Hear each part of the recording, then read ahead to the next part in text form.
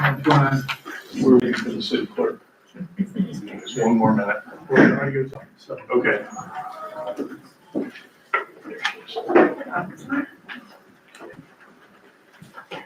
Who's gonna stone his face? There?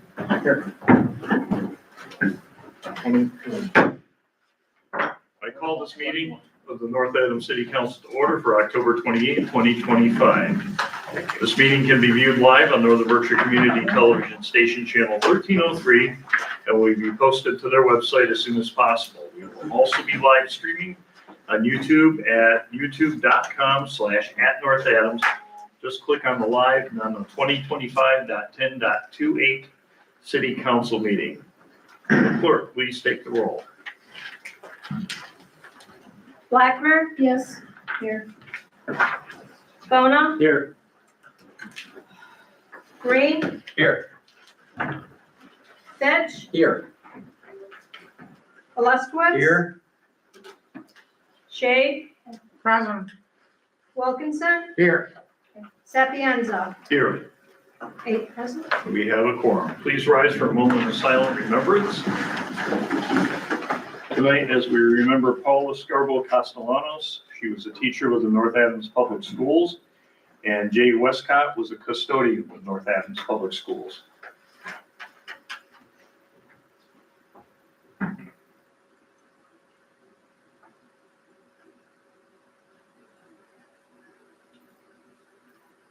And the pledge.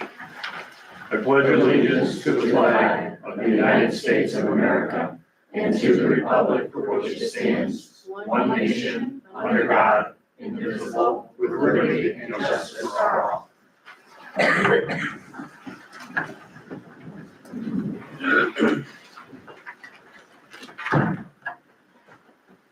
Okay. Motion to approve the approval of the September 23rd, 2025 City Council minutes. So moved. Second. Motion and a second. Any discussion? Councilor Shade? I'd like to request that we postpone, considering we haven't had time to read them, we just got them. So I'd like time to actually read them before we approve. Okay. I'll revoke my motion, Go or ahead. change my motion to move to postpone to Council Shade next meeting. Yeah. Yep. Go ahead, Motion to Councilor Shade. postpone to next meeting. And do we have a second? Second. Okay, a second. Any discussion? All those in favor? Aye. Opposed? Hearing of visitors on the agenda. This is an opportunity for the public to speak to the council for 2 minutes regarding items listed on the agenda. Please raise your hand and I will call you up to one of the mics. And please state your name and address for the record. You have 2 minutes.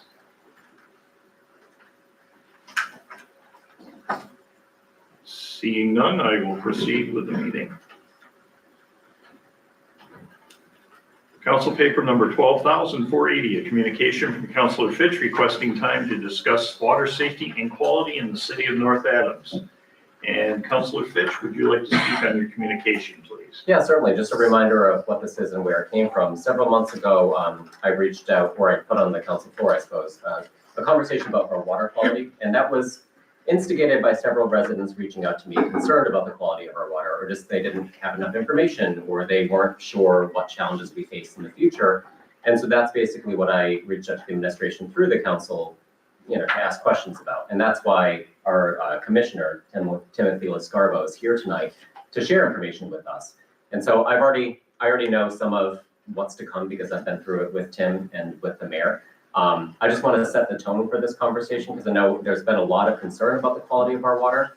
I just want to set the tone by saying, Timothy Lascarbo is a longtime employee of the city of North Adams. I think he does great work. He's also a community member, so he drinks our water and is overseen, he'll talk about this, but overseen by Mass DEP, who also ensures that we have at least some level of safety of our water and are doing the right things.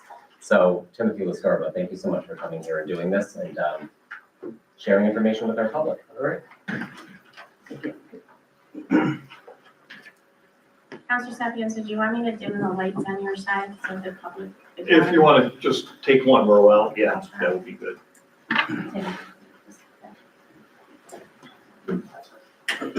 Oh, good evening. Councilors, thank you for having me here. I put this little presentation together, just to kind of go over our water system here in North Adams. As most of you know, I've been involved with this water system for 29 years over this winter. I started at the water plant with a private company called Metcalf and Eddy Services, for those who remember those. And I've been the commissioner here for the last 15 years. So our system begins with an overview of our water sources. We have 2 surface water sources, Mount Williams and the Notch Reservoir, and 1 groundwater source, the Greylock Well, all located within the Hoosick River Basin. Mount Williams is our primary water source. The elevation is at over 1,000 feet, so we're not influenced by anything except the rain. We're above all industry, and we have a very good water source. The size of the watershed, 1 3/4 square miles. Storage capacity is over 200 million. It's closer to 260.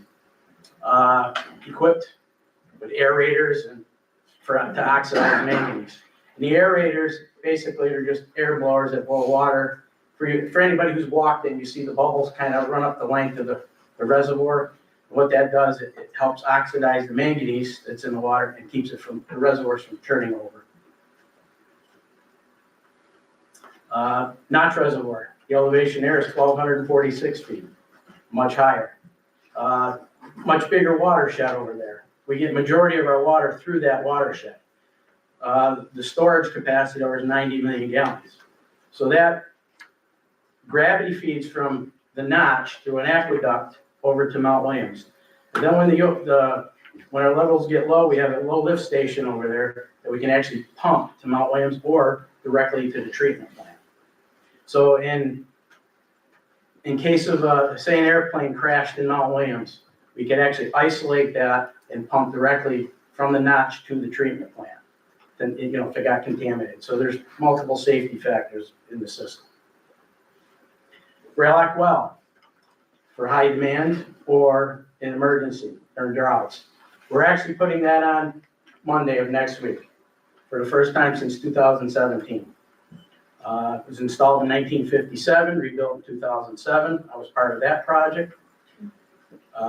Depth of 190 feet, average yield 1.3 million gallons a day, uses chlorine for disinfection. We actually have to turn it on manually. There's no automatic system there. And I might add, the water there, because of the location of the aquifer, we have a very high clay content above it, so it's very protected. So we do our sampling all the time with it, regular sampling, and we get nothing in it. We have non-detects right across the board. The water treatment plant started in May 18th, 1994. Average 2.2 MGD a day, max is 3.9. That's a million gallons per day. Features coagulation, clarification, and filtration. So I also want to say that after the first of the year, we're in the process of doing some remodeling up there right now. So we're going to open it up for tours again. These are storage facilities, our tanks, Clearwell, Reservoir Road tank, Upper East Main tank. The Clearwells hold a little under 500,000 gallons, and 2 tanks are 1 million gallon each, and then the upper tank is 75,000 gallons. Then we have our distribution system. It's categorized in 3 separate systems. We have our low service, which is gravity fed from the treatment plant, and it's our biggest user. That's about 2/3 of our daily production. Our high service, which is, these are all based on elevations. It's not pressures and things like that. Some people think it's a pressure difference. It's not. It's just different elevations of the city. And our ultra high service, which is fed from the 75,000 gallon tank up behind Spencer's mobile home park, basically feeds up there and West Shaft Road down to Drury High School. Our current and upcoming projects, Mount William and Notch Dam improvements. We got a $500,000 grant a few years ago for design to upgrade our dams. Our dams are rated in fair to poor condition. So right now, we're at 90% design. We're actually in the permitting phase for the project to move forward. It's gonna be about an $18 million project, and we're hoping that'll be paid for with grant money. There's grant money available for that out there. We're actually doing some treatment plant upgrades. We're rebuilding a couple of the large pumps, which are, they're 30 years old.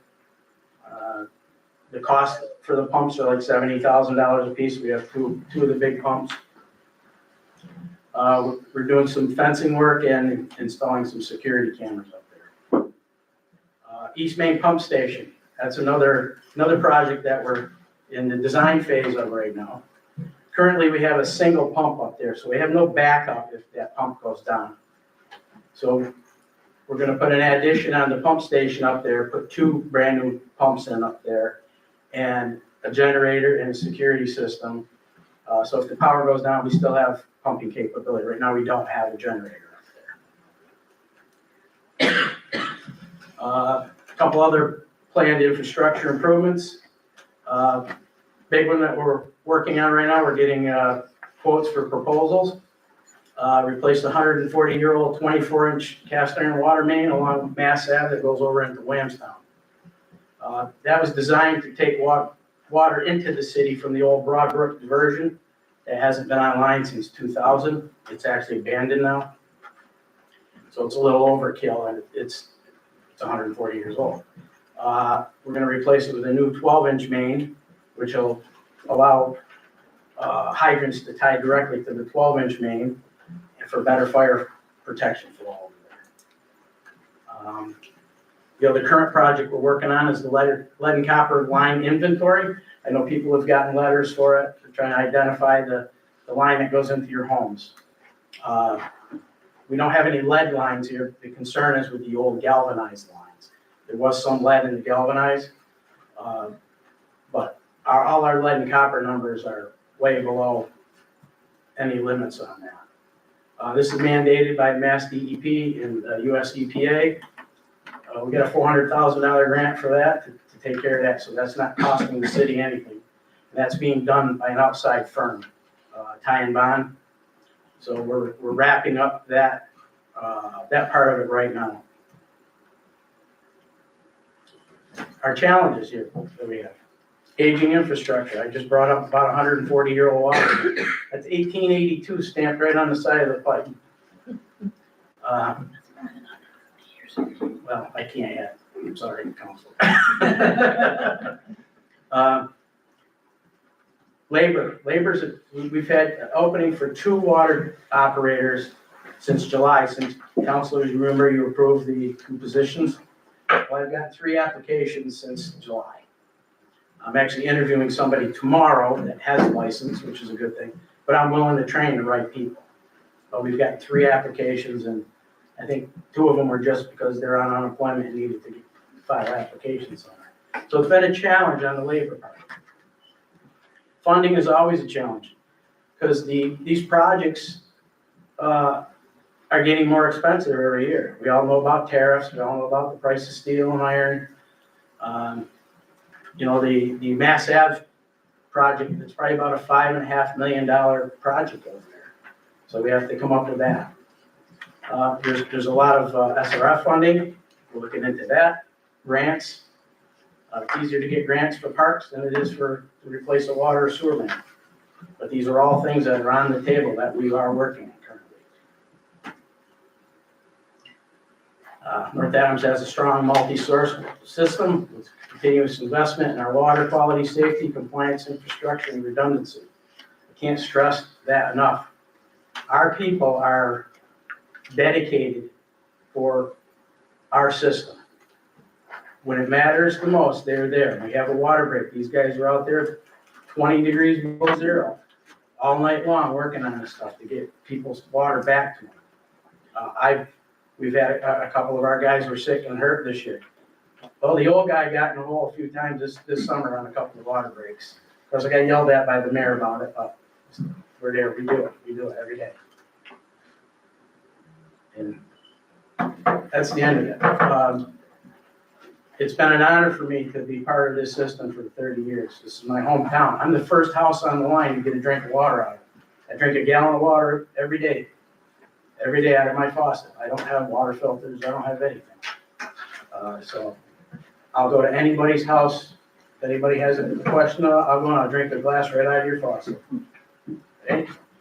So thank you for having me. I'm open for some questions from the council. Okay, Councilor Green? Hey, Tim, this is really good news of what you said. One question that I don't understand, and you were in right at the beginning. Why was the filtration plant put in? How did that come about? The water quality years ago, people who remember it, used to have brown laundry because of high manganese in the water. And the Safe Water Drinking Act required systems to be filtered. That was the big thing. But, so we treat, not only for the bacteria and things like that, but we also treat for iron and manganese, corrosion control. And Used that to was just in there come right out of the water, down the pipe. They added chlorine to it, that was it. Councilor Fitch? Do you mind telling us a little bit more about Mass DEP and what oversight looks like? So we're required to submit a monthly report to Mass DEP for our treatment plant. We do a cross-connection program that's reported to Mass DEP. They oversee it. All of our sampling that we do several times a month for bacteria, for chemical compounds and things like that, those are all overseen by Mass DEP. So we can't do our own testing. We have to do an independent lab, and those results go directly to DEP. So there's no hiding things. They oversee it. Okay, Councilor Shade?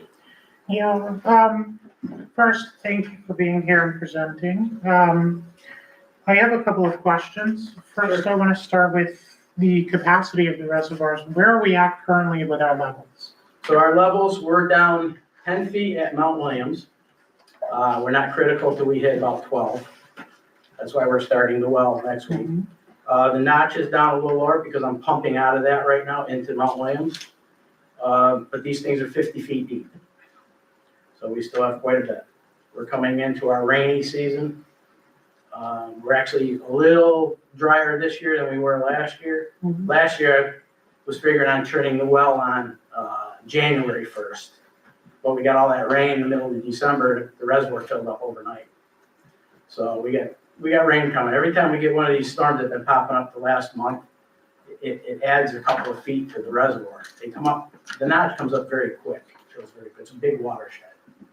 Okay, thank you for that. And with that, we are currently still considered in a drought, correct? The state has declared level 2 drought for our area. Okay, thank you. But I also want to clarify that most of those numbers are based on groundwater systems. The state has a majority of groundwater systems over surface water systems. They can't, I know Adams is concerned because they have multiple wells and, there's rates of drops in the wells and they move because they're low. We see it. I know what we're doing here. Very good. And then with that, we have, 200 million gallons from Mount Williams. How much do we go through in a typical day? What's our kind of Typical rate day, of usage? it's, I think it's 2.2 is the average. It's lower, it can be higher. The summertime it's higher. Right now, nobody's watering lawns and stuff, so, right now, we're not drawing as hard on it. Okay. Thank you. I just think those things are important to know because when people hear droughts and you think of the capacity and you think usage, you do that math quick. Run out of water in 30 days, but no, that's not how it works. Right. New water is always constantly flowing from the river and Yeah, Mount Williams, the tributary is running, and the notch right now, that one's running pretty good. Excellent. Okay. And then finally, last question.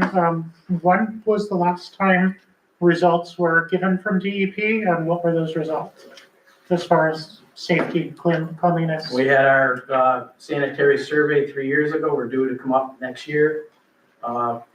They always find something. Yeah. You know, they found a ladder on the tank over at Reservoir Road tank.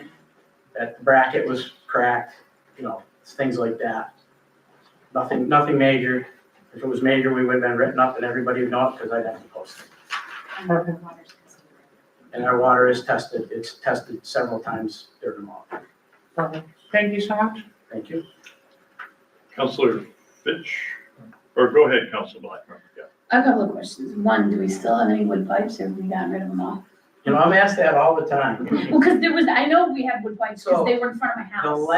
The last wood pipe that was live that I know about, I'm sure they're still buried underground, the ones that aren't being used. But the last wooden one that I saw came out of Center Street about 25, 26 years ago.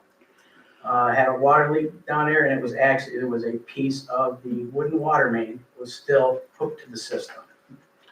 So the one on my street wasn't hooked to the system? No, I don't believe so, no.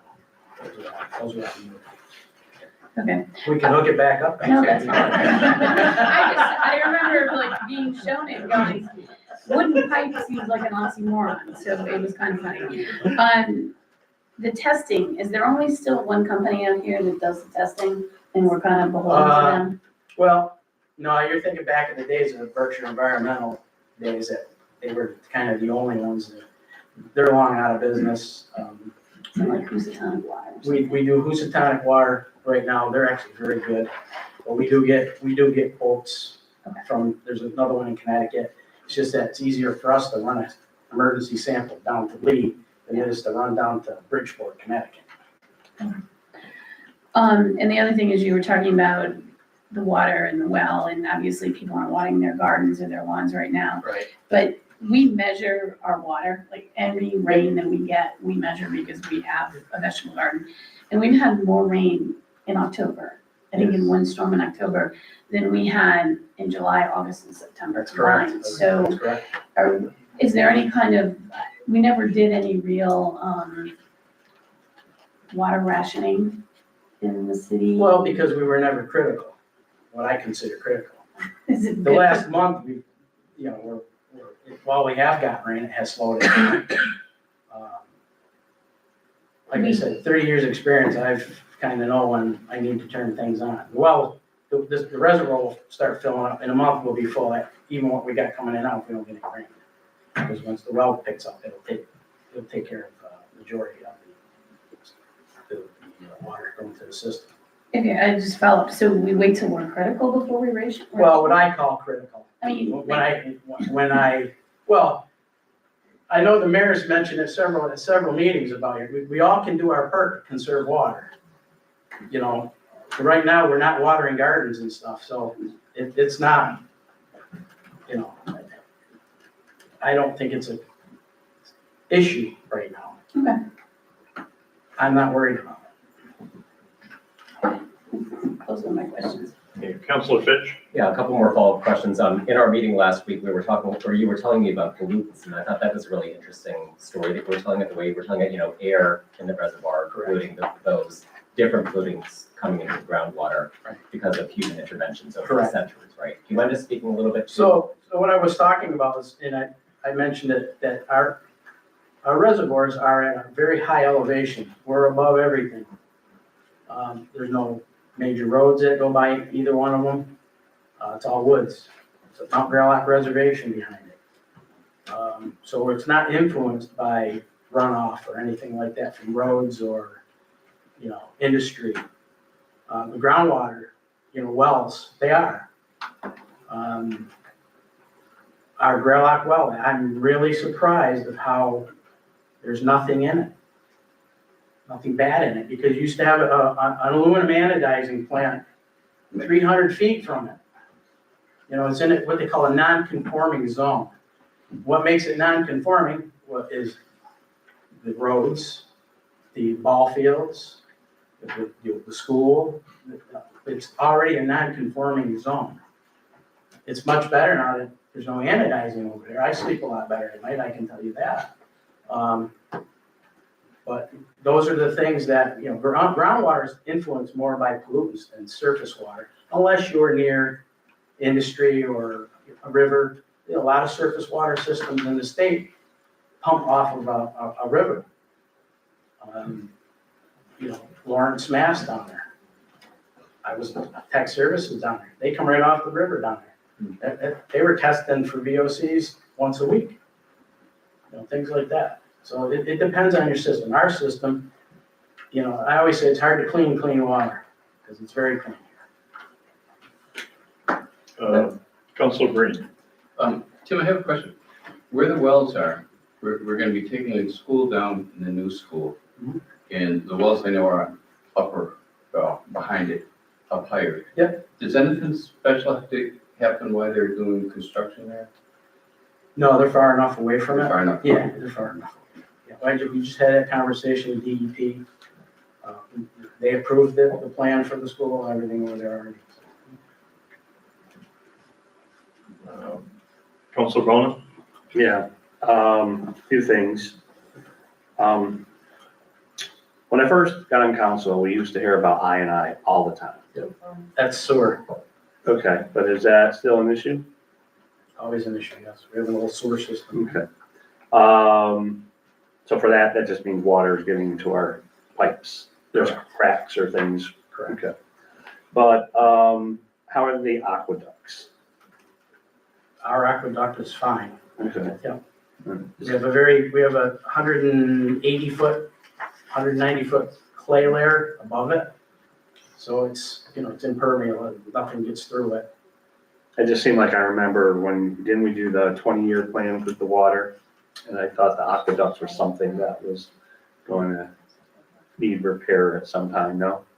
I don't recall that being Okay. part of the, I think rebuilding the well was part of the Mhm. new motor and everything like that. With the Ashland Street project, are water pipes being replaced there? Not this time. Okay. And Gates are, but not pipes. do we share any of this water with Williamstown? Which one, all of it, or? Well, yeah, it's pretty much, we backfeed the old 24-inch line all the way back to Old Broadbrook in Powell, Vermont. So these, there's- Williamstown's getting all the same water from these, or do they have other Well, about sources? 60 houses are. Okay. And, are we gonna be flushing soon, or is that? We're not gonna flush this year. Okay, I thought it seemed like it was DEP staging. recommended that nobody flushes, but some towns are still doing it. Okay, We're gonna spot flush the areas we know that really need it, but so it's like, If we're not we gonna fill do up- any more, or just not as often? what's that? Not as, we're not gonna do any more, or not as often? No, not this year. Okay. We're not doing it this season.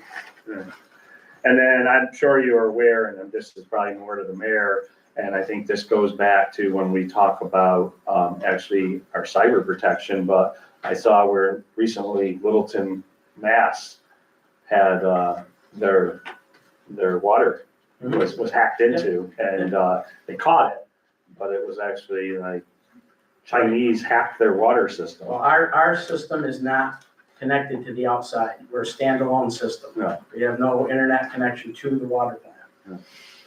For that reason.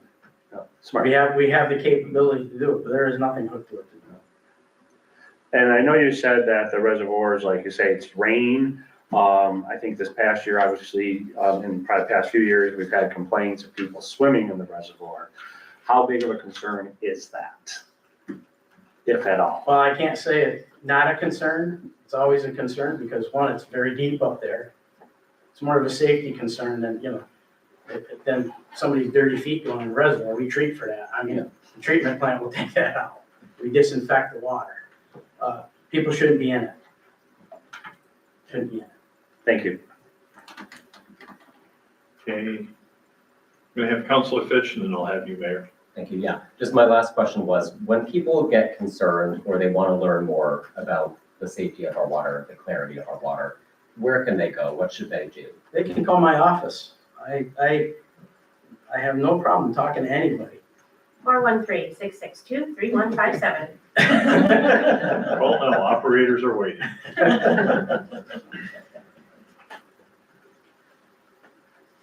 Go ahead, Mayor. If I may, while I have Commissioner Lascarbo here, Often we get this swirl on Facebook when we have large fires.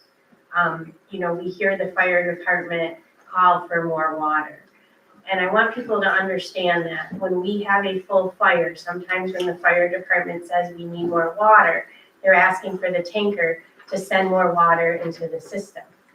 We, from an operations point of view, when we have a large scale fire, Tim, Paul, Colin, they all get the call to say we have a large scale fire, and they all deploy to different parts of the city, specifically Tim going to the plant or calling in an operator to go to the plant to watch the levels of the water.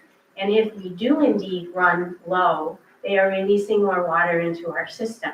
So it's not just going up to the hydrant and tying in and pumping the water out. It's about managing the plant adequately when there's high demand. So often people say on our social media feeds that, oh my God, they don't have enough water. 9 times out of 10, that's not the issue. They're calling for more water through the system. And it is a full response, not only from the fire department and surrounding communities, but also our water department. And at times we've even had the Adams Water Department come in to help us. So I just want the community to understand that when they hear that, that doesn't necessarily mean there's a problem. Because as Councilor Shade asked, we certainly have capacity. But as we're navigating from now until we get some heavy rain, that's one thing we talk about, I think, twice a day now. But what if we have a big fire? How much can we release? And Tim always says we have plenty, we have enough, we have this, we have that. So I just want the public to understand that sometimes when they hear that on the scanner, it's not always a negative. It's a demand for more water. Thank you. Thank you. Councilor Shade? Yeah, not so much a question, but I just want to say thank you for being here, presenting this information, and thank you to everyone at your department for all the work that they put in. As you said, they're out there in the middle of the night fixing lines in the middle of snowstorms. I've seen them. They work very hard. So thank you to your department and all the people working there. We wouldn't be able to run our city without them. So. Thank you. And my employees love hearing that too. They do, because they don't hear it enough. Right now, I have an operator at the treatment plant dealing with the problem. That's where I'm headed as soon as I'm done here. So. One quick question. What do we have for backup power at the filtration station? Do we have generators up there? The treatment plant has a very large generator. Okay. It's actually designed for 2 times the size of what we need. So there was a lot of foreplanning on that there's actually room out there if we wanted to add like 2 more filters and another clarifier, we could get our capacity. Yes, plenty of capacity Yes. up there. Yeah. Very good. Yes, and again, I want to commend you and your department for keeping our water flowing. I know I've seen you guys out in freezing weather and all kinds of weather conditions, knee deep in water, trying to get our water running and flowing again. And I thank you very much for that. And I believe we've had better quality water over the last several years than we've had when I was a child in this area. But yeah, the water is very good, and I'm not afraid to take a drink whenever I need to. Thank you. Thank you. Anybody else? Anybody else?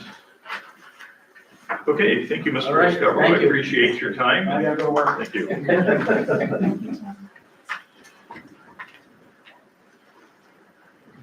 Thanks, Tim. I'll call you on the Okay.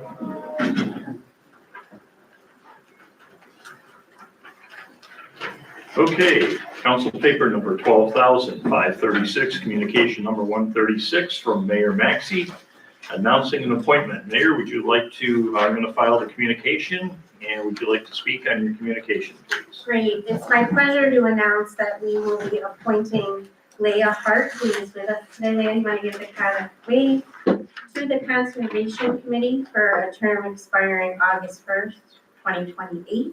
And I thank Ms. Hart for her willingness to serve and wanting to join the team. So thank you. Thank you.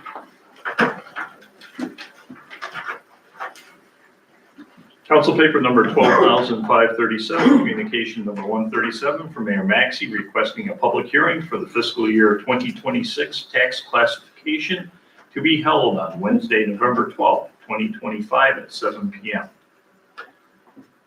I'm going to file this communication without objection. Mayor, would you like to speak on that, please? Pretty much self-explanatory. We will be in on, it's a Wednesday, November 12th, with our new assessors here down to do the tax presentation as we do every year. And we look forward to speaking to the counselors as well as the community about that process. Thank you. At this time, I am going to set a public hearing for the fiscal year 2026 tax classification for Wednesday, November 12th, 2025 at 7 p.m. And it is our next regular council meeting. It's being held on a Wednesday night because Tuesday is Veterans Day.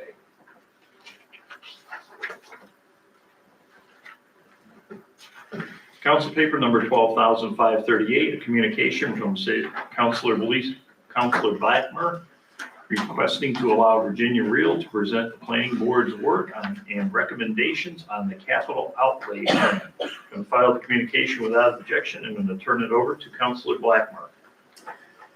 Thank you. As you saw in the communication, Planner Real will be speaking to this issue, but this is in response to the ordinances that we passed/changed back in June. We started in May, passed in June mostly to change the deadline so that it wasn't June 30th with the budget, but extended 6 months, which makes it December 30th, 31st, whatever.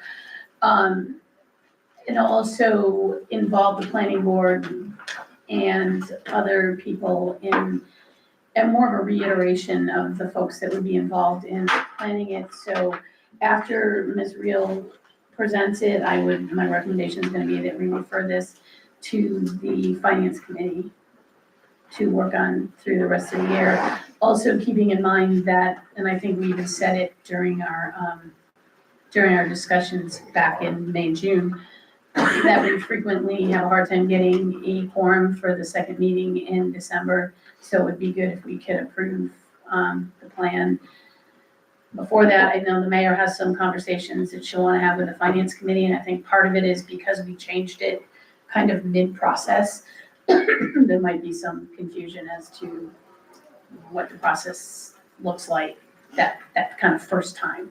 And then from then on, it'll be easy because it'll just be set. So, Ms. Real, go ahead. Okay, thank you. So I will start with all of my thanks. First, I know Brian Mixick is not here, but he is, as you know, the chair of the planning board and has provided leadership and input to this process all along the way. Then to the planning board members who took on this additional responsibility and, invested the time in working on this, on the capital budget and, and reviewing materials and providing input. And then the planning board created an ad hoc committee. And I am a member of that committee, and Jesse, all right, you can Egan Porter. I'm gonna get it, Porter, Egan Porter, and Rye Howard were the members of that committee. So we were a team, we worked together, and I want to emphasize that, and also I want to thank Lisa for being the liaison to the council because she was providing updates to you as this process moved forward. Then I want to thank William Shanahan, who is not here, who is staff to the planning board, and went always above and beyond to give us information to, take documents that were unreadable and create versions that we could look at. And then thank the council for giving us the time tonight. All right, I want just our little footnote here. There are at least 3 different names: capital improvement plan and capital budget and capital outlay program in different places. And so to me, all those terms are synonymous, but I know the ordinance has the capital outlay program language in it. So that's, I think, where that originated from. We don't need to go over the slide. I put it in here for your reference because usually for this type of conversation, there is the question of what is the legal basis here, what is the ordinance? And so if we get into any conversation on this, we will have it there immediately. And the key item here is that the planning board has the responsibility to investigate, report, and recommend prior to submission of the capital budget. All right. Lisa alluded to this, and that I wanted to make clear that this has been a year of change in how the capital plan has been, improvement plan has been handled. And there were two changes. The first was the extension of the time for submission of the plan. And the second was actually implementing an ordinance that had not been implemented to fold planning board into this process. So I think what we're bringing forward in some cases is just lessons learned of trying to get both of those pieces working together so that the planning board is able to engage, have the time to deliberate, and then bring forth useful recommendations to the council. So, what was the scope of what we did? We both looked at the capital outlay program plan as submitted by the mayor to the council on June 10th. And we also brought in the 2030 plan, the section on infrastructure. So both of those documents were reference points for us and reviewed by us in this process. We started the process of distributing these materials, developing questions on these materials, which were shared with the mayor, and then we prepared recommendations that we're going to present to you tonight. So the planning board actually began in August on this journey, and the plan that was followed, the steps and the sequence were unanimously approved by the planning board at the August meeting. So what are the limitations of our review? So the planning board looked at the capital improvement plan, and it's marked draft, and I think there are things in there that were possibly not accurate or would be shifting around in the version that may come to you. So we didn't feel we had a complete and accurate plan to review. And we also had, because again, partly this is the first iteration of this, there were many questions and a real need to educate the planning board about the capital improvement plan and how it's developed and all of those things. And the mayor was unable to attend any of the planning board meetings to respond to those questions. So our recommendations are about strengthening the process and about high priority programs and practices that were identified in the 2030 plan that should be adopted by the city.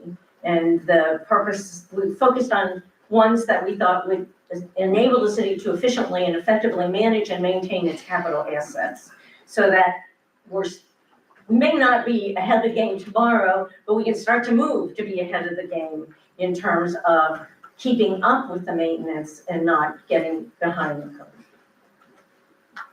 So with respect to strengthening processes, we think that it would be good to review the timeline for the submission of the capital improvement plan budget to allow sufficient time for review by the planning board and the city council, so that it does not become a rushed process, and so that there's time for going back and forth with questions or thinking about issues and things like that. And so, you know, it sounded like, oh, we've got a 6-month extension, and now we've put in the planning board into that timeline. And also the purpose of the extension was to give the council more time to focus on this. And to achieve those outcomes, really, I think the planning board would have to start in August, because it partly driven by the current schedule of planning board, that the planning board meeting is the day before the council meeting, you know, and so therefore we have to back up a month in order to get information in a timely manner. If those things shifted, I think another thing that could shift over time, but I wouldn't do it right away, is as the planning board becomes more knowledgeable about the capital improvement plan process and contents and things like that, they may not need as much time on the front end. But I wouldn't count on that for next year. because I think that's still gonna be a learning curve to get through this. And then, honestly, we just like, what is everybody's role here, right? So does the city council formally, look at that, the ordinances that we've looked at don't really explain what the city council's role is. And so should the city council approve or endorse the capital improvement plan? That's kind of an open question. I will say we looked at other jurisdictions, and at least the ones we looked at, there was a role for the city council of either approving or endorsing. And so I think that's something that might be worth considering, and maybe going back to some of the ordinances that are out there to clarify that. And then I think we need to just be clear about how we're all gonna work together. And, it's really critical to both the planning board and the council to have the support of the mayor and the city staff in this process. They are the experts. They're the ones that are worked on it for a long time. And I think that's really something that, is new and we need to work that through. And then there was not anything in the materials we read that said what were the thresholds for designating capital assets and capital outlays, and that's just something that should be documented. I mean, it's fundamental. Okay, well, what is the threshold for something that is a capital expense? And so that's a minor point, but it's major in terms of understanding things. So our recommendations based on the 2030 plan, which is the part where I think we all got a little more excited because we had something in hand to work with. And we really feel that the city's systematic maintenance of capital assets, and this may involve some investment in software or technology, so that there is a defined maintenance plan for each asset, that there is a maintenance schedule and there's tracking of the maintenance. And this is, we have a lot of capital assets, that we have to monitor, but this would then create the foundation for tracking what's going on with maintenance and also making it transparent. And then linked to that is having some geographic information system technology to link to the capital assets. So where is every fire hydrant? Or when did we last do that road? Or where was that wooden pipe? What did we do about that? All of those things, so that we have a way of knowing where are all the potholes, and is there like a certain area where there's more potholes or whatever, that we can better deploy our resources, better plan, and better understand the needs in the capital space. And then one of the things that is in the capital improvement plan is that the capital investment right now is at 1.9%, according to what's there. And the recommended level for investment in capital is 3 to 7% of the net budget. So we should be trying to get ourselves to the point that we're more in the ballpark of what is the recommended level. And then finally, we should increase transparency. So the criteria that are applied in what's in the ranking or prioritizing capital projects should be clear, and the projects, what were the scores, so to speak, on the projects. We should incorporate grant funding into this. It's even more important in the capital space than even in the operating space, because the vast majority of capital expenditures are grant funded. And I know there's always uncertainty, but there are some of those expenditures that we have the money in hand and we need to see over the 6-year timeframe of the capital plan.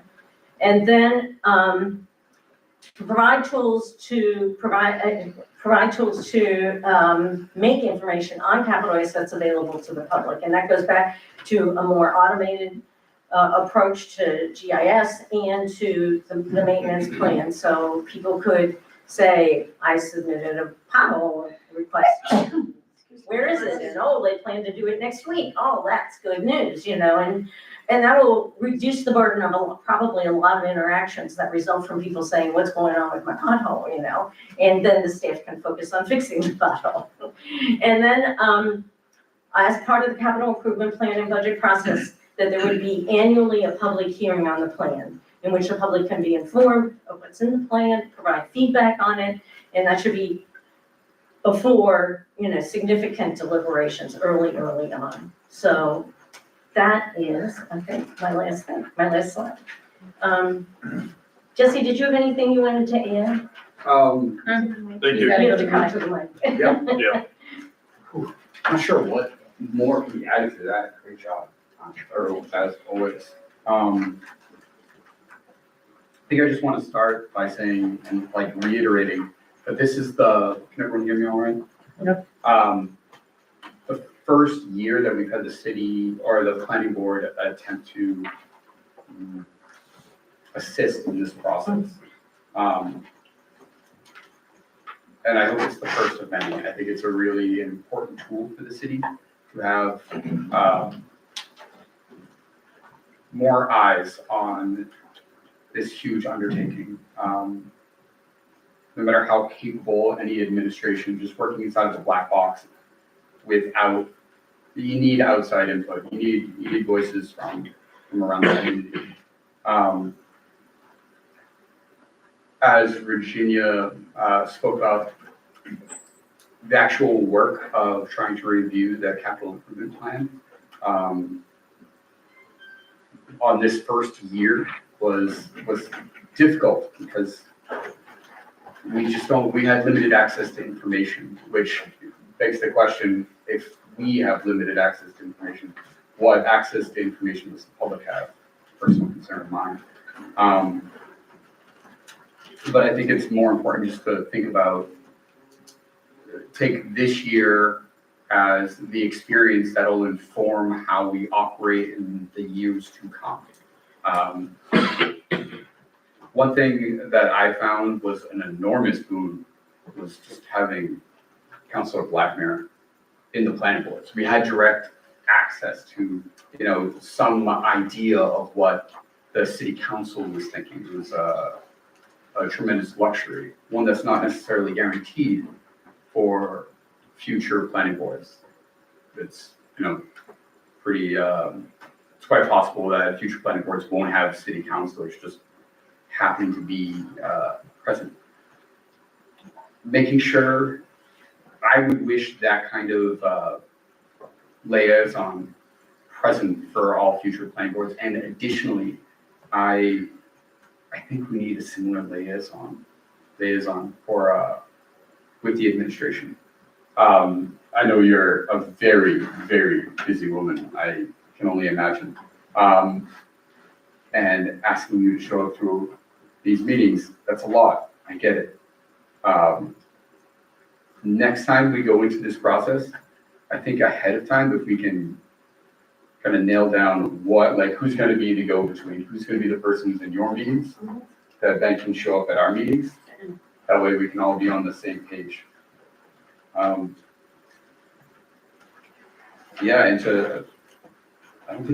think that's it. And that's all I have to add. One thing I forgot to say, just to add, is that these recommendations that came forward were approved unanimously by the planning board. All right. Thank you.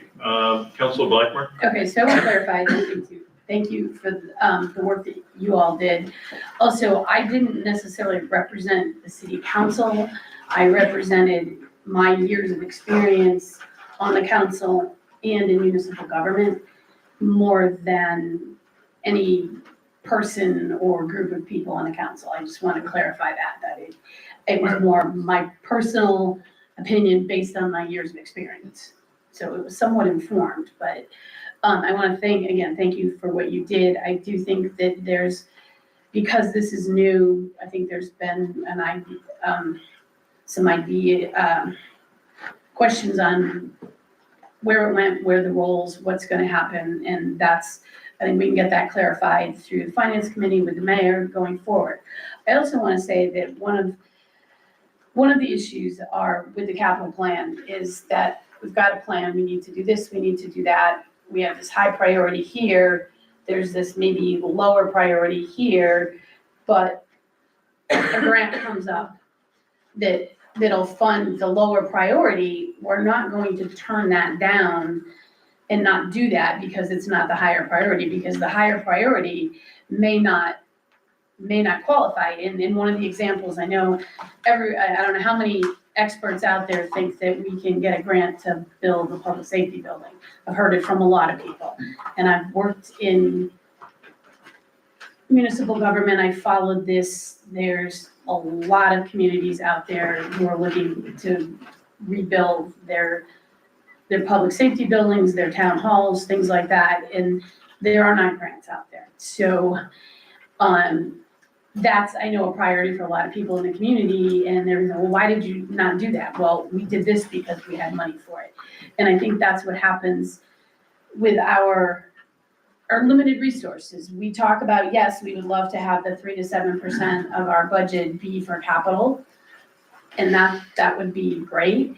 But we also have an aging population who are having a hard time maintaining their homes and staying in their homes with their tax rate. So it's a balancing act that we've played every year as long as I've lived in this city. So I'd like to have a plan, because I also know that if I've got a plan and something is available or I need to prioritize, I can look at the plan, and if I get off track, I still have something to get back to. And I think that my motion would be to refer this to the Finance Committee and obviously have further conversations with the administration. Okay, we have a motion to refer this to finance. Second? We have a second. Okay. Any further discussion? Councilor Shade. Yes, first, thank you for this presentation. Thank you to the planning board for all the work that was put into this. This is very exciting. This is the first, I've been on the council for 4 years now, and this is the first time we've had a real presentation about process and what should go into the capital improvement plan, how we should go about talking about these issues, how we should go about making recommendations and looking at ways to improve, other than just saying, look at the 2030 plan. So it's exciting to see this come forward. I've been talking about money for infrastructure and maintenance of projects since before I got on the council.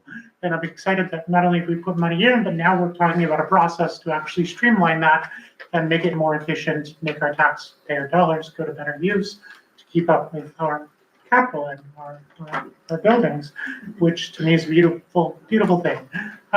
So I'm very excited to see this. I'd love to see more on recommendations of actual projects going forward in the future. I mean, obviously you're still learning your processes, but no recommendations on like, this one project here is super critical and should be worked on immediately, funding should be. Those kind of recommendations I think could be useful as well as these kind of recommendations.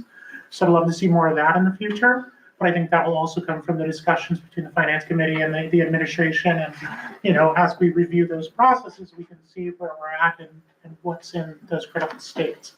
So I think that'll come, but I think that's kind of, I didn't see any of that in here, and I'd like to see more of that from them. The reason it wasn't in there is because we didn't feel that, A, we had the most accurate information, and B, we didn't have access to resources in the administration to answer questions we had. And that's why it's not in there.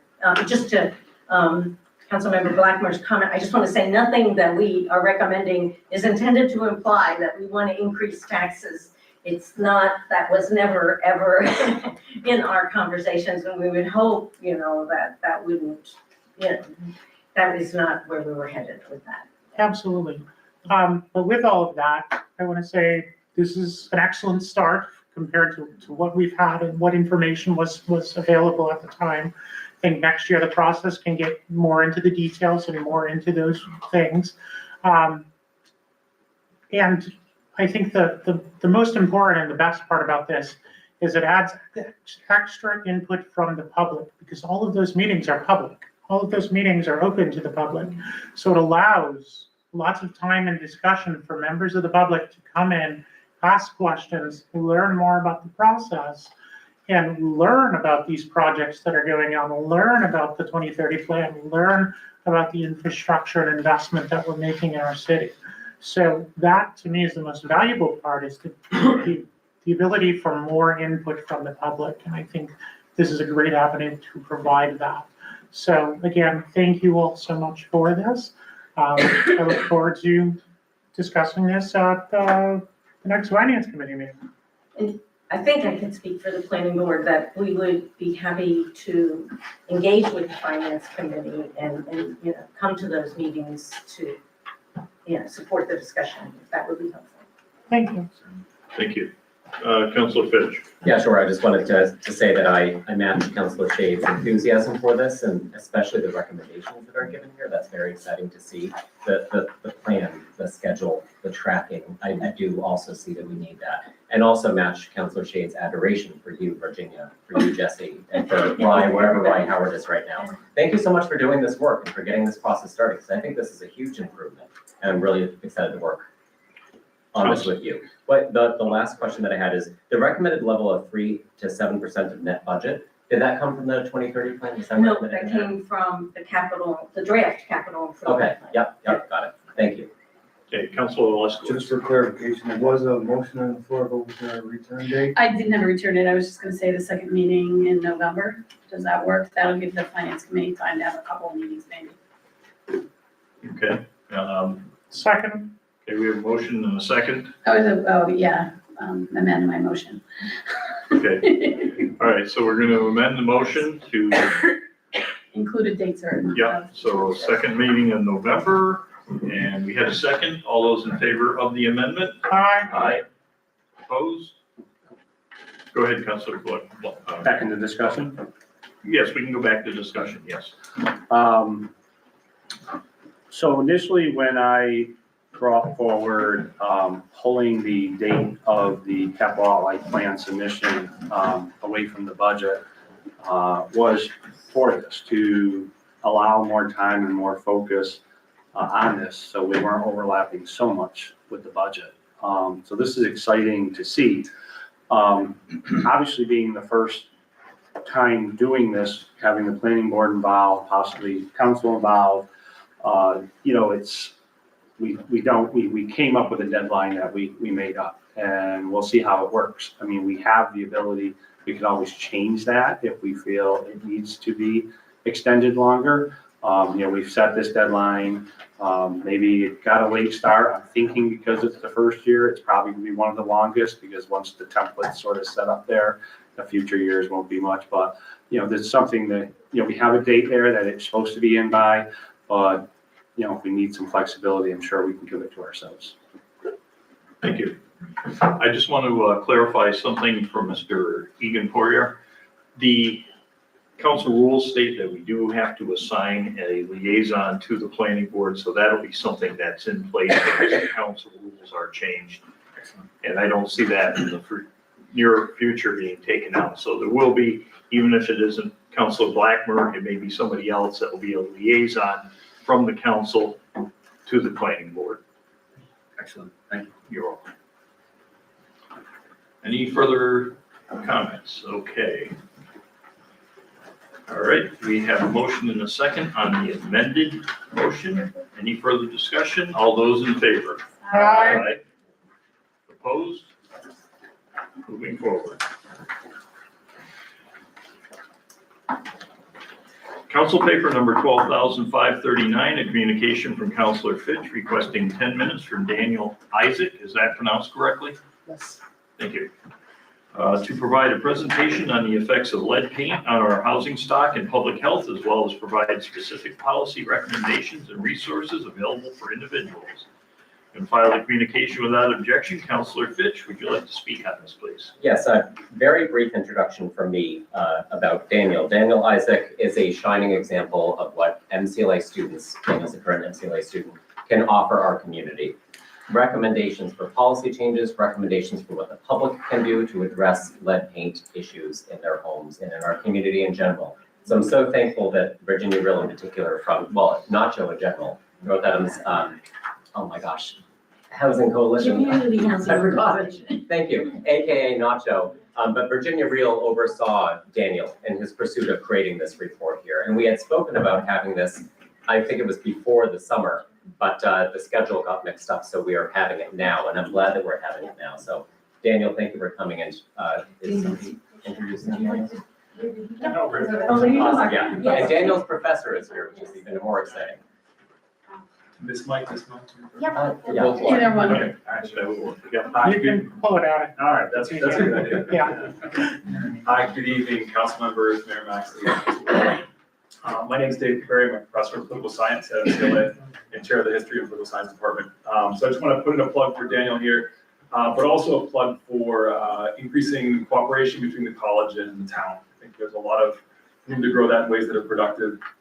But Daniel shares a vision that I have, which is of deepening that cooperation. And not only has he done an internship where he did a lot of useful work for Nacho, you're going to hear it from now, but he's been polling students informally about ways to increase their presence on Main Street, increase town events on campus. And so I'd say that there are a lot of people on campus that are very interested in working more closely with the town in various ways. I know William Shanahan is another product of our department who works with Mayor Maxey, and we've been talking about a way to get more college interns with the town. But a plug for Daniel, he's done some excellent work. He's very motivated, put a lot of attention to this project. He comes from New Bedford and sees a lot of similarities between the two communities in both like a proud history, a great community, and room to grow. So I'm hoping you'll learn a lot from this presentation. Thank you, Professor. And good evening. Thank you, counselors. Thank you, everyone who's here this time. Can you just lift that mic up? Yeah. There you go. Just lift it a little bit. Can everybody hear me? The mic is for those at home, actually. Oh. So, I'm going to ask you to speak up just a little bit so we can Gotcha. hear you in the room. this good? That's good. Yeah. Thank you. So my presentation today is based on the report that I and others worked on all at the beginning of this year for Nacho, for North Adams Community Housing Organization. We completed it in May. It's titled Lead Paint in North Adams, an assessment of painting challenges. And so lead paint was once very common in homes and buildings. Obviously, it was banned in 1978 because of the severe health effects, especially for children. Excuse me. Despite that ban, millions of homes across the US still contain lead hazards, especially in older communities like much of New England. Lead exposure can cause irreversible developmental and neurological damage even at very low levels. Massachusetts is particularly affected. About 2/3 of the state's homes were built before 1978.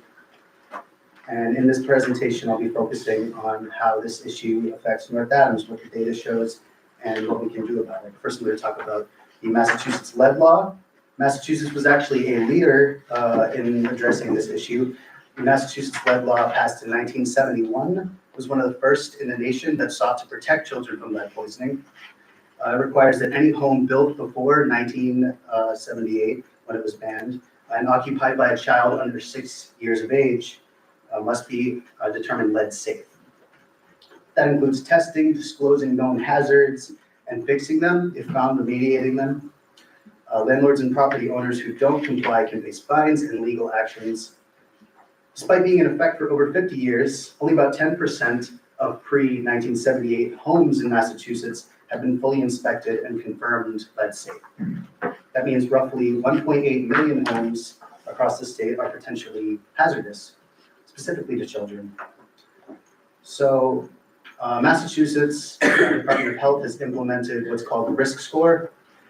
It combines 3 factors in this very big, complicated formula that I struggle to wrap my head around. But one is the rate within a given community of children with high blood lead levels, the percentage of families living below the poverty line, and the percentage of older pre-1978 housing within that community. And together, this helps identify communities where children are most at risk. Statewide screening rates dropped during COVID from 72% in 2019 down to 62% in 2020. They've since rebounded to 73% in 2023. That is the most recent data in what much of our report is built off of. Unfortunately, the state's top list of high-risk communities hasn't changed much. My hometown of New Bedford is in there, North Adams is in there. And North Adams is actually, in the 2013 to 2017 data, North Adams had a risk score of 18.3 and an incidence rate of 8.8 cases per 1,000 children. And from 2017 to 2024, it's measured in periods of 5 years, 4 years rather. That score dropped very slightly to 18.1 with an incidence rate of 6.8 per 1,000 children. This is still well above the state average of 2.9. So while there's been some progress, North Adams remains among the highest risk areas in Massachusetts. It's also part of a rural cluster. These are small communities, mostly in Western Massachusetts, that are collectively at high risk even if their populations are small, so the state groups them together in these rural clusters. So there have been several state programs as well as federal programs established. The Division of Healthy Homes and Childhood Lead Poisoning Prevention, whose data made our report and our research possible, handle testing, education, and remediation. The lead paint tax removal credit, state tax removal credit, offers up to $3,000 for homeowners who remove or cover lead paint. The Get the Lead Out program, run by the state, provides zero interest loans up to $45,000 for property owners. And the federal Office of Housing and Urban Development and the EPA grants also support cleanup efforts. So what about North Adams, right? Looking at the most recent data from 2023, 85% of homes in North Adams were built before 1978. Only about 65% of children under 6 are screened for lead, far below the state average of 73%. Of those who test positive with a quick capillary test, 36% never receive follow-up venous tests, which are the more accurate form of testing. 13% of children in North Adams aren't diagnosed until age 3, often because they're newly exposed when they start moving around or playing outside or whatever. All of this means that the true rate of lead exposure is almost always likely even higher than what's officially reported by the state. And of course, the city has not yet developed its own local remediation or outreach program specific to housing. So what about the path forward? As part of the report we put together 5 general recommendations for North Adams with regard to lead moving forward. Number 1 is increase lead screening and follow-up testing. Make sure every child gets tested and retested if necessary, and treat this like a serious public health issue because it is one. Expanding access to remediation funding is number 2. Promoting programs like the Get the Lead Out and the state tax credits locally. Build a system that helps families and landlords navigate the paperwork. And number 3, boosting community education. Hold informational sessions, distribute pamphlets in community spaces like schools, clinics, churches, etc. Teach safe cleaning and renovation practices. A large portion of lead hazards are caused by DIY renovations, which expose previously encapsulated lead paint or dust. Number 4, strengthen collaboration.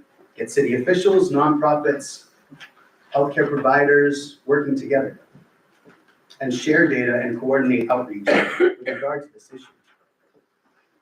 And number 5, enforce compliance, but fairly. Ensure that landlords follow the law. Provide resources first and only penalize if they refuse to act. Because remember, there's no safe level of lead exposure. And safety must always come before any form of financial gain. So in conclusion, North Adams has made significant progress, but there's still a long way to go. Lead poisoning is entirely preventable, but it requires awareness, testing, and support. And this issue isn't just about public health. I believe it's about equity and it's about justice. And every child deserves a safe home and a healthy start in life. With collaboration and commitment, North Adams can become a model for rural lead prevention. And I've included in full the final paragraph of our report. By addressing these challenges head on and implementing targeted no-nonsense interventions, North Adams can make meaningful progress in reducing the risks of lead exposure and ensuring the health and safety of its children. With the right combination of community support, financial resources, and legal enforcement if necessary, the city can create a safer and more equitable environment for all residents. Thank you. And I'm open to questions if anybody. Thank you. Go ahead and turn the lights back on, please. Let's see, Counselor Shade. Yes, first, thank you so much for bringing this forward, and this is great information. 3 questions come to mind for me based on the information that you presented. So the first question I have when we look at this information, I work at a lab, I see a lot of lead testing going on. When looking at why people don't get follow-ups for lead testing, is this an issue that insurance isn't covering it? Are there added costs? Is there any research on that? Does the state provide free lead testing for children to make sure that children can get properly diagnosed for lead poisoning? Do you know this? Do you have any information on that? The state through CLIP, the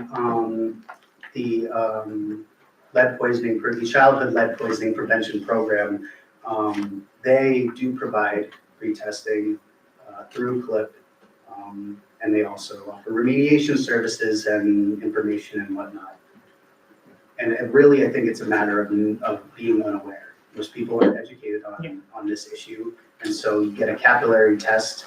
Oftentimes they come up positive for lead, and there's no follow-up. But the more accurate venous tests are the most important thing.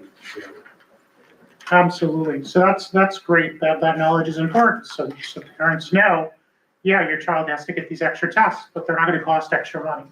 With the current environment and cost of insurance about to rise significantly, that's something really important to know. We want people to get tested. We need to provide those resources for them to be able to do that. The second question I have is, I love that you included recommendations. Is there a recommendation for an ordinance or some kind of legislative piece for the city to implement to help with this? Well, I would say probably the biggest thing is boosting education in the community. And I don't know what that would entail in terms of an ordinance for the council. But to hold, like I said, holding informational sessions and distributing a simple pamphlet, hand them out in schools, hand them out at church. This, little things can go a very long way. Because it's not something people think about. It's 2025. Why are we worrying about lead paint? But it is, we are at the high, we were in, I believe, 2021. North Adams was number 1, I think. We've fallen down to, I think, number 4 or 5 in 2023. So that's a couple years now. But it's the education is the biggest part of it. Absolutely. And then my final question is,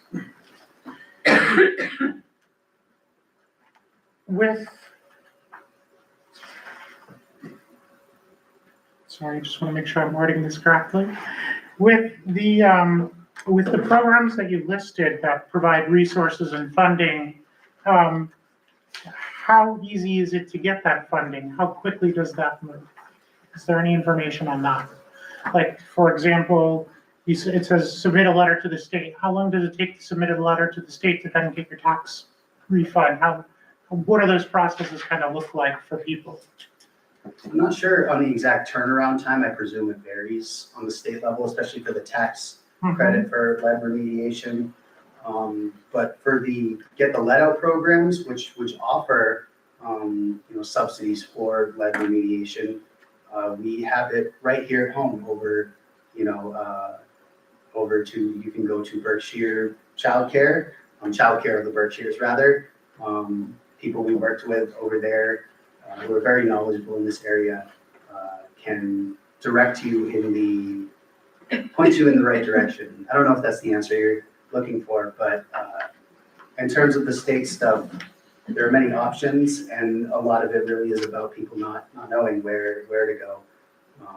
The state regularly, disperses tax credits for lead remediation, but you have to apply. You have to submit the paperwork. Yeah. And it's a matter of access. These forms aren't available in every language, right? And, don't often have access to those documents. Thank you. Council Blackburn. When you talk about children, are you talking about all children or are you talking about children under 6?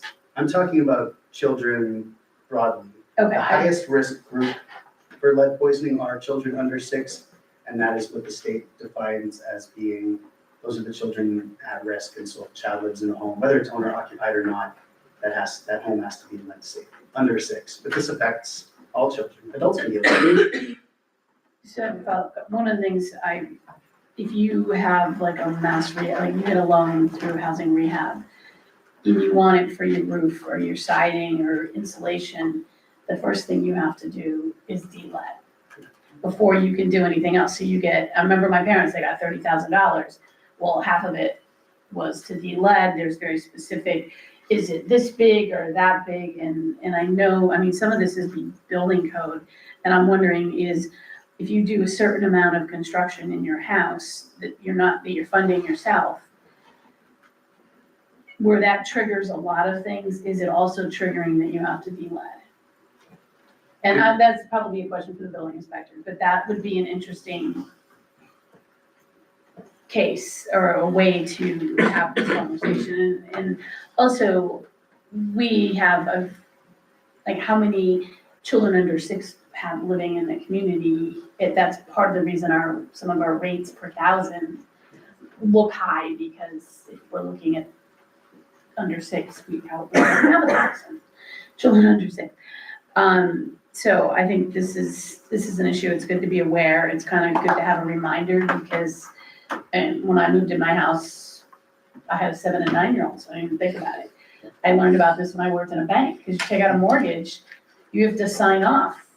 If you either have if there's no lead paint abatement or any history of anything, you have to sign off that there's nobody under 6 living there. So I think it's a good reminder, because I think we forget about it. Okay, I have a quick thing. What concerns me is the low level of testing. We only have a 65% testing rate. That concerns me, because how would that affect our numbers? It would be if we had more like 90 or 95% testing, we would have a more accurate number. At 65%, I'm concerned on how accurate those numbers are. They could be higher, they could be lower. Considering that we have some very old buildings in our city and there is a lot of lead still in existence, that does concern me. I remember when my parents had a house on Houghton Street, they were getting ready to sell the house. We had the then building inspector come in and had a special machine that went up to the walls and did lead testing. And this was early, I would say probably 1973, 74. So I know the city of North Adams has been testing for a long time. And I realized that paint wasn't federally, lead paint wasn't federally removed until 1978. So, and one other comment I have is that I think one way to get the word out would be to work with an organization like the Northern Berkshire Community Coalition. And of course, our public education system, our schools, would be the best way to get that out, to make parents aware. I agree. Thank you. Any further questions? Councilor Fitch. Just a comment, Daniel, you're a pro. Thank you so much. I really hope you stick around town and continue this work. I'm trying. Okay, any further questions? Thank you very much. Thank you so much. Thank you, councilors. Great job, Jamie.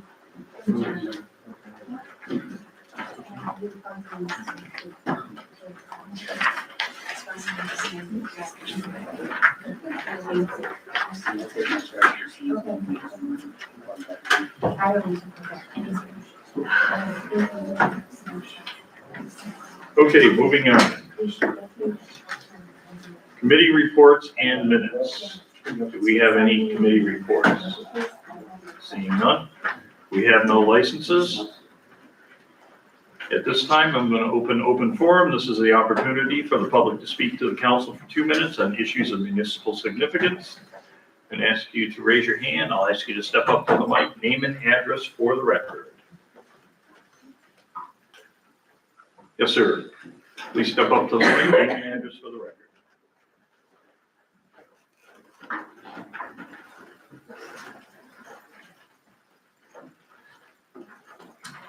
Glad to be here tonight.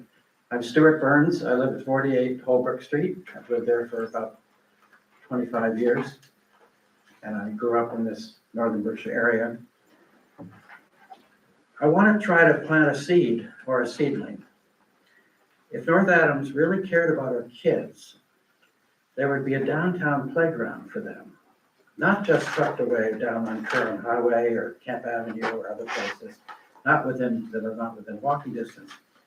We have an acre or more of land directly below the Cosgrove Middle School that would be ideal for a playground and park for Cosgrove kids and all others. That ugly, empty lot has been sitting there for over a year, wasting away with no interested buyer.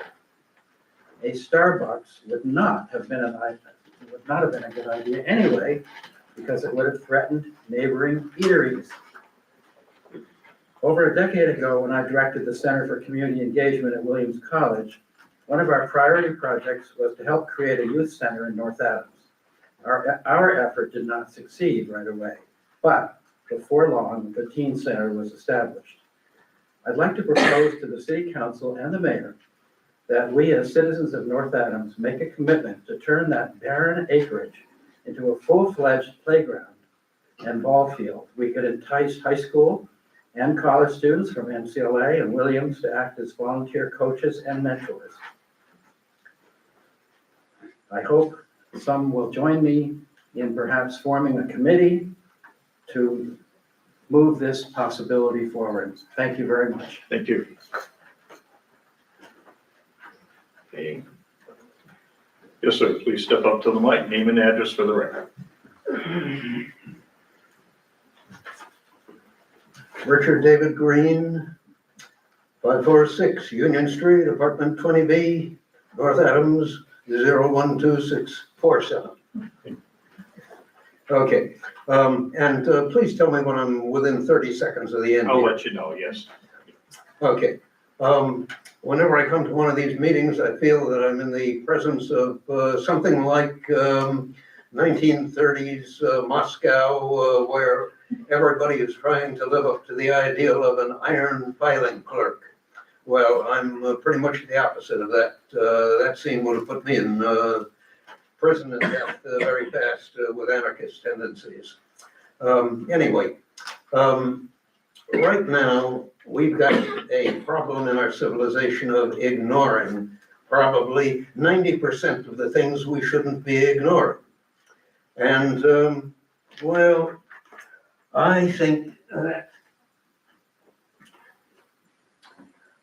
we need a revolution in firefighting. Forget the working class. We need the aircraft class.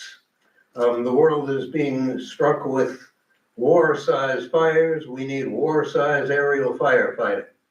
I can't imagine how we're going to get that with the present economic system, but it's what we need. We also need a civilization that has ombudsmen all over the place, because our lives are too damn complicated to deal with at meetings like this all the time. And you can't just call 911 for the cops or the fire department. And that's your 30 seconds. Thank you. Continue, please. We also need ranked choice voting so that oddball ideas like mine can get into the elections. And we need probably age limits. I put an age limit on myself after signing on momentarily to run for mayor. No, at 80, I can't handle that anymore. So, thank you. That's it. Thank you.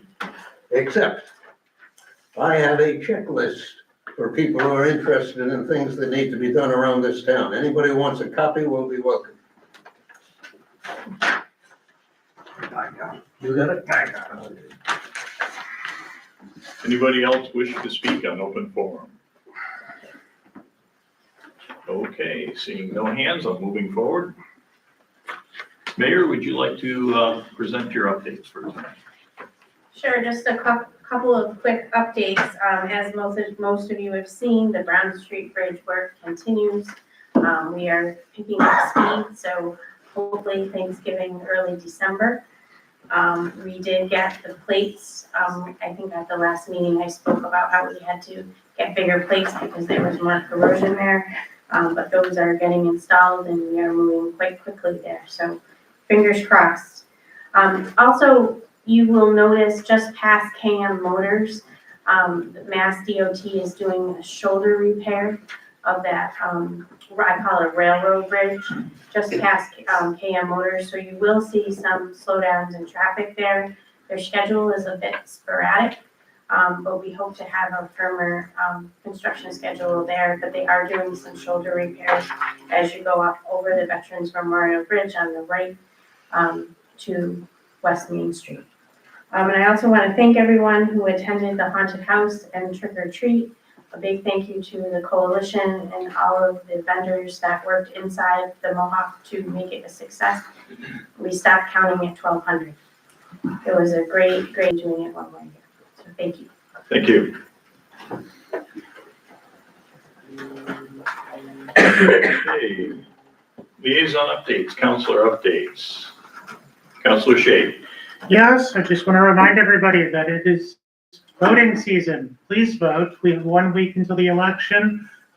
You can come in and vote early still. There are many hours. Please visit the clerk's office and vote, or show up next Tuesday to the voting location and cast your vote. It's very important that you take part in this process. We have people running for mayor, city council, and our school boards, and we need to hear from you. So please show up and vote. Thank you. Thank you. Counselor Fitch. Yes, a couple of items. The first one, I know there were a lot of people in the room tonight who were interested in hearing about the water presentation, and I know a lot of those people also care a lot about trees. So I had a conversation with the chair of the Tree Commission in North Adams, and this is Stephen Betty, by the way. He said that he wants more fresh blood, he called it, fresh faces, I think is what he meant, on the Tree Commission. So perhaps consider joining. He was saying that, in the past, they have done a lot of tree planting, and that it's really hard and taxing on the individuals because they are the ones who essentially plant the trees themselves. And so he really is looking for fresh membership. And he said this next year, he's hopeful that they will be able to plant more trees. He's also chatting with, I believe it was Berkshire Regional Planning Commission, because they have instituted a program called Gray to Green in Pittsfield. And that is something that I believe is being considered to be in North Adams this next year. Well, good. I'm not supposed to go back and forth, I'm sorry. But anyway, so reach out to the chair of the Tree Commission or reach out to Mayor Maxey for appointments to the Tree Commission. And then another thing, SNAP, or the reduction of SNAP benefits or the removal of SNAP benefits, it's in a lot of our heads. And so I wanted to comment on that quickly. For one, from my perspective, we can all probably do something in reaching out to our federal delegation. Granted, our federal delegation in Massachusetts is already, I believe, on the side of preserving those benefits, but I think it would still be beneficial to reach out to them, asking for the maintenance of those benefits from the federal administration. And in the meantime, in North Adams, I had a conversation as well with Matt Alkenbright, who heads up Berkshire Food Project. Thank you very much. Oh yeah, here it is, yeah. He said that they are open Monday to Friday, 10:30 to 1, serving hot meals to the community through the First Congregational Church that's up on Main Street.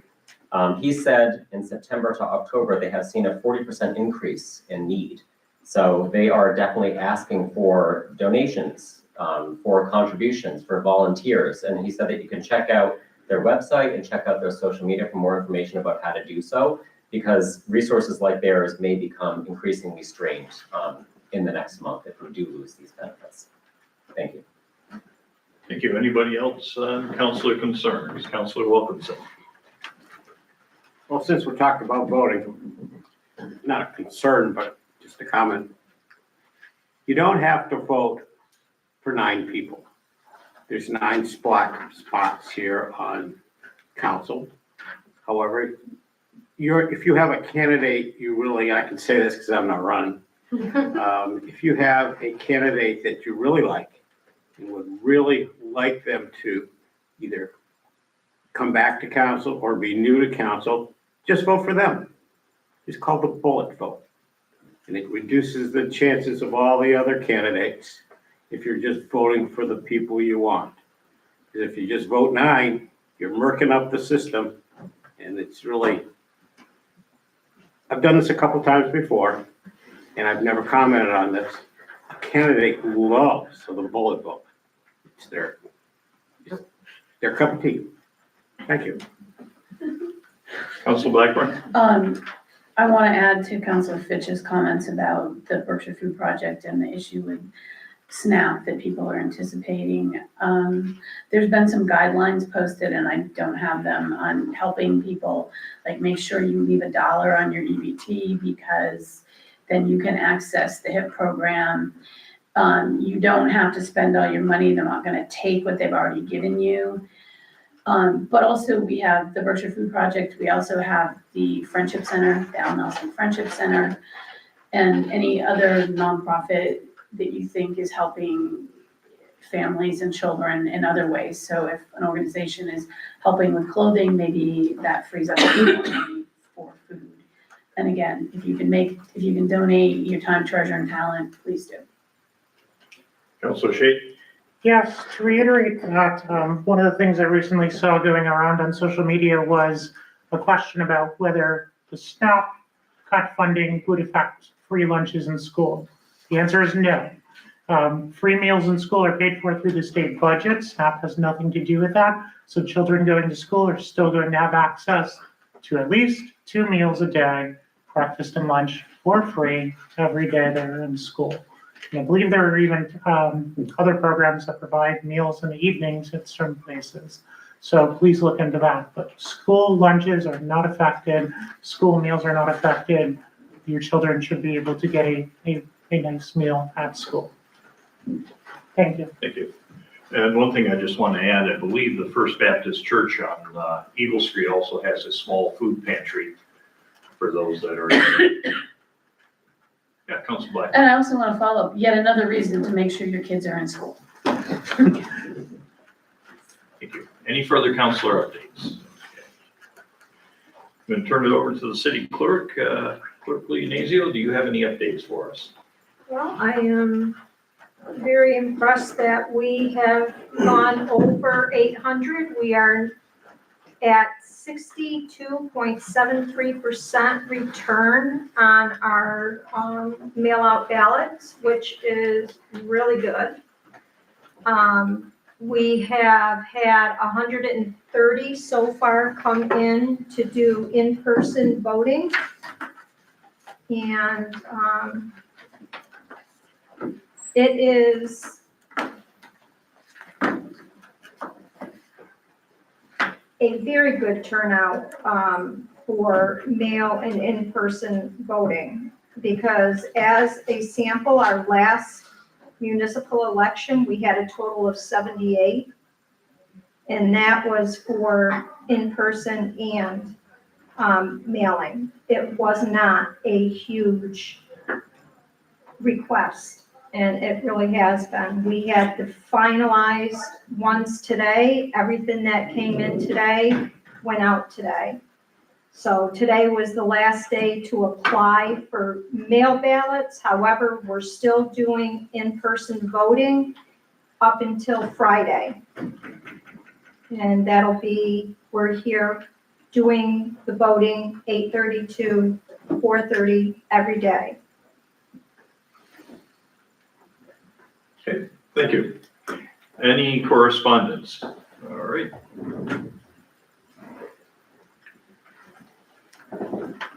Okay, at this time, we are going to enter into executive session. And our executive session is to approve the executive session minutes of September 23rd, 2025. At this point, I will ask for a roll call vote to enter an executive session. So moved. Second. Motion and a second. Okay. I'm going backwards. All right. Blackmer, Yes. Bona, Yes. Green, Yes. Fitch, Yes. Peleskowitz, Yes. Shade, Yes. Wilkinson, Yes. Sapienza. Yes. Okay, motion approved. I am going to ask the public to leave the chambers. And we will not be conducting any further business after we adjourn from executive session.